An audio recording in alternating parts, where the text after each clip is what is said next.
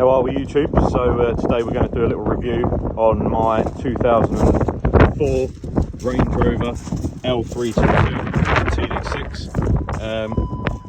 Now my plan is to sort of split the video down into sections, really, in terms of cost of ownership, reliability, and generally day-to-day what it's like to live with. Now I've owned the vehicle for about 18 months. And it was a purchase on eBay, bit of an impulsive purchase on eBay. So I paid 1,500 quid for the car, and hadn't been to see it, so knew nothing about the car at all.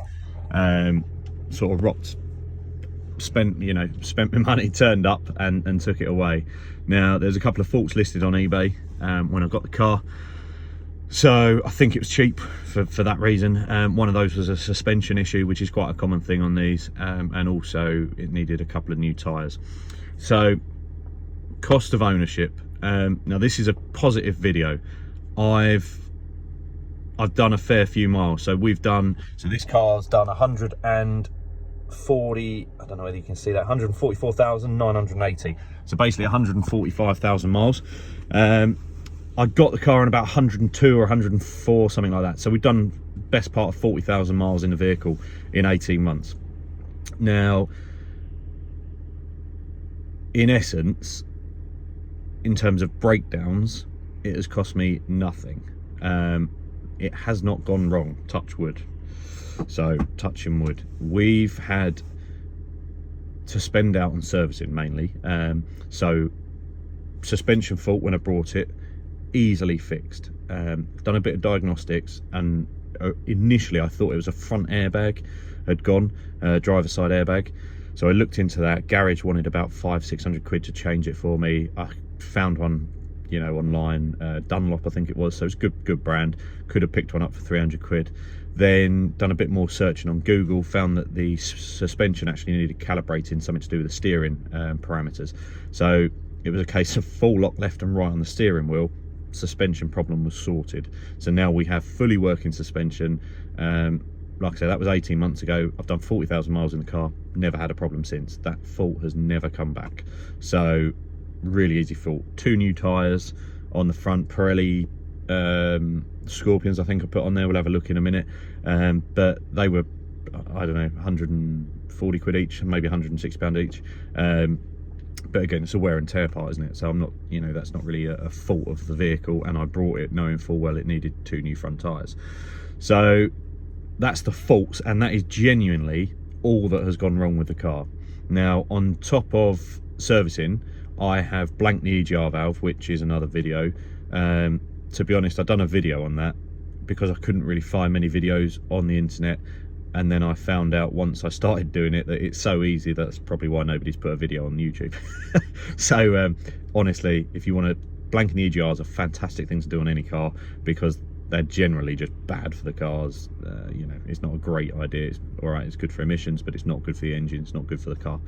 So blank the EGR valve cost me, I think, 40 quid. Now I've recently serviced it. So I was having a few issues with the gearbox. It was a bit lurchy, it's a bit clonky, and starting to change gear randomly, sort of, changing up and down gears when really it should have just been sat in gear. So, like I say, got a quote from a garage.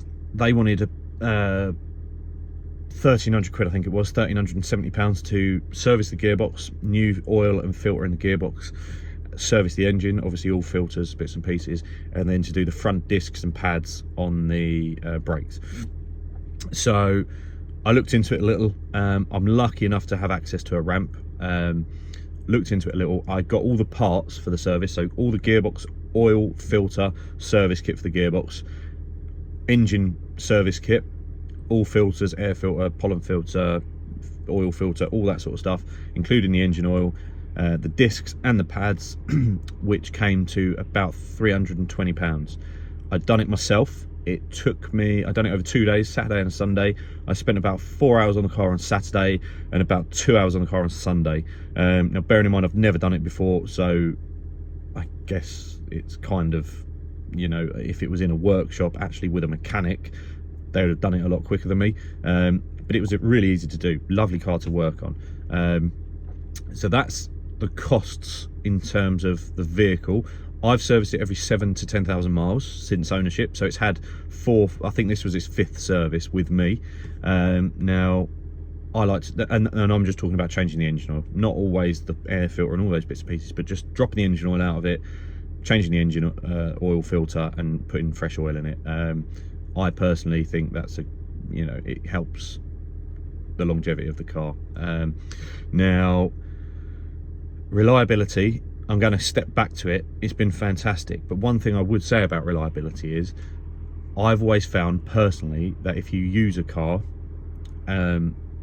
regularly, it is more reliable. So for me, these old Range Rovers and old Land Rovers, I've always found to be reliable when they're being used, but unreliable when you park them up for 6 weeks, then you use them for a day, then you park it up for 6 weeks, then you use it for a day. If it's not getting used, I think moisture, condensation, all that sort of stuff gets into the electrical stuff, all the sensors, and that's where you get all these issues with suspensions and all the horror stories that you read. I genuinely feel is because people aren't using the vehicle enough. So that's my opinion. Like I say, I've done 40,000 odd miles in it. It's literally not gone wrong. Now, whether that's because I've been using it or whether that's because I've got a good vehicle, I don't know. History of the vehicle, like I say, 100,000 odd miles when I brought it. It had one previous owner, which is lucky. You know, none of this was really listed on eBay. They didn't even say that it had service history, but it had a full service history, one previous owner, and yeah, it's been a fantastic car for me. It's my first experience owning an L322 TD6. I own a few other Land Rovers, and we'll go into that in a little while, but first experience with a Range Rover. Now, cost of running and other bits and pieces. So we've got 344 miles left in our tank. We have just over half a tank. Now, what I will say is I am not overly precious about fuel. So for me, so we're getting 19.7 miles to the gallon. Now, I've heard a lot better MPG on these old Range Rovers, and certainly with this TD6 engine. Having put the EGR valve blanking kit on, it's made a big difference. So I am getting more miles out of a tank, definitely. And again, it's another great opportunity. EGR removal has helped fuel economy. I reckon I get around about 25 to 50 miles extra per tank, so quite an increase. And also the power delivery, it's a lot less sluggish low down. So that initial sort of like you put your foot down to get off a roundabout or off of the lights, it picks up a lot faster than it did. Obviously it's not a racing car and it's not rapid, but it's a lot more responsive than it was with the EGR in place. So another plus for removing the EGR valve. As far as the fuel consumption goes, so I use this for work and I don't pay for my business mileage. I have a fuel card.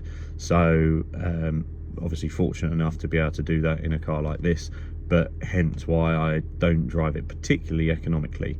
Now, that does mean that, again, kind of comes back to the reliability thing. This is my thinking, is that when a car is used and not used, not saying I abuse it, but I don't drive it as if it's a 20-year-old Range Rover. I still put my foot down in this as if I'm driving the new, like I've got a newer Discovery, and I'll put my foot down in this as if I'm driving that. So, you know, and I'll sit on the motorway at a decent speed. I won't be sat there at 65 mile an hour or 60 mile an hour in the slow lane. I'll be sat there at a good speed, keeping up with every other bit of traffic. So, you know, and I think that, again, adds to reliability. I think using a car, just blowing out the cobwebs, is good for it. So, yeah, that's it's my personal opinion. So in terms of running costs, so it's about 150, 160 quid to fill up with fuel. I get between 450 and 500 miles out of a tank. So I'm sure you'll be able to work out a real world fuel consumption and how accurate this system actually is, because it's saying we're doing 19.7 miles to the gallon. Now, as you can see there, I don't know whether you can see it, but there you go, that's much clearer. So we've done 100 miles on this tank, and the vehicle says we've got 334 miles left to go. So on this particular tank, since I've filled up, all I've really been doing is driving in and around towns and bits and pieces, and on short runs, back lanes, nothing. Generally speaking, like in my normal week, obviously not over Christmas, I'd be on more motorways and stuff like that. So to be fair, it's probably pretty accurate. I think 334 miles is probably about what I've got left in the tank, and 430 miles out of this tank would be representative of the driving that I've been doing. So I personally don't think it's too bad on fuel for what it is. Obviously it's not a it's not a Vauxhall Corsa, and you're not going to be getting 600-700 miles out of a tank for 50 quid. So that's the real life in terms of fuel consumption. Now, other running costs, tax, and other bits and pieces. Vehicle tax on this car it's pre 2006, so it's low. I think it's about 300 quid a year. So all in all, it is a fairly cheap, again, in comparison to other vehicles, but for a Range Rover, it's a fairly cheap car to run. It's cheap on tax. I can do a decent amount of miles on out of the tank.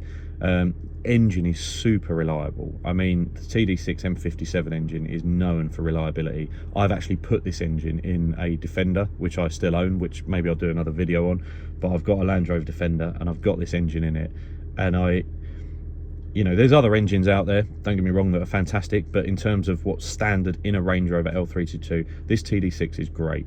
I'd much prefer this TD6 engine with the plagued gearbox problems that it has over a 3.6 or a 4.4 TD V8, where you've got turbo issues that could be catastrophic to the engine. Yes, the gearboxes are better, but me personally, I'd prefer to change the gearbox and change the whole engine. And these gearboxes, if you could do it yourself, they're relatively cheap. I think they're about £1,000 for a gearbox, and then obviously fitting if you can do it. I got a quote for a new gearbox when I thought this one was dead, and it was about 2,300 quid fitted. But again, I'll come back to the oil service on the gearbox. Unbelievable. I mean, I thought this gearbox needed a new gearbox.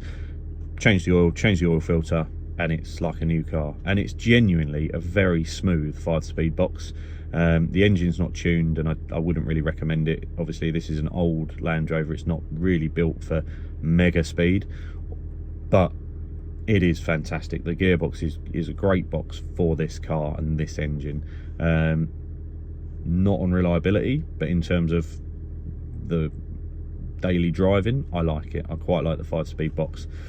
So yeah, that is the car. I mean, up and coming, what am I doing next with the vehicle? I don't really know. I like I say, I drive it as a daily car. It does me perfectly, and I don't really plan on changing anything about it. It will just be up and coming maintenance, and as and when things break, really. So that's where we're at. But if you guys have got any questions on a L322 or early Range Rover in terms of reliability issues, or any questions that you need answering with, you've got problems with the car, I'll happily try and do my best. I've done a fair bit of research into them, and I do know my way around a Land Rover fairly well. I'm not a mechanic at all. It's not my background, but I do enjoy it. And yeah, like I say, I've played around with engines and Defenders and built a few cars, so happily try and answer any questions. But in terms of this particular car, it's been a positive. It's a positive car. It's been a great vehicle to own. Like I say, it's a positive video. I don't think all of the troublesome videos that you see with Range Rovers on the internet, I feel like they're representative of issues. People only really post when there's negative things going on, whether that's for help, and I'm not saying that's a bad thing, but whether you need help and you're posting a video because you need guidance on what's wrong. But I don't see many videos of positive reviews on the old Range Rovers, and I actually feel like this is a fantastic car, and for the money, why wouldn't you have one? In terms of ownership, and if you were looking at buying one, I'd say budget wise, probably budget for about £3.5 to get a good car, and I'd have another £500 to £1,500 in the bank at any one time just for maintenance. If you're relying on the car, I'd make sure you set a bit of money aside just in case it does go wrong. Now, like I say, I've been super lucky. This has been great, but most things that could go wrong certainly wouldn't cost you anything near £1,500. Even when the airbag, I thought it was the airbag up front, like I said, it's about 500 quid to get sorted. So yeah, that's my personal view of this car, and these cars in general. And I'll do some more videos of the car and other bits and pieces. Maybe we'll get out in the car and drive in, and I'll review it next to some of our other cars as well, because like I say, I choose to drive this daily, but I do have a couple of other much newer Land Rovers, which, you know, you'd probably be shocked at my view of this car against those, because you know, this is 1,500 quid and some of those are a lot more money, and like I say, I choose to be in this car every day over one of the other vehicles. So yeah, I'll catch up with you soon. Thanks for watching.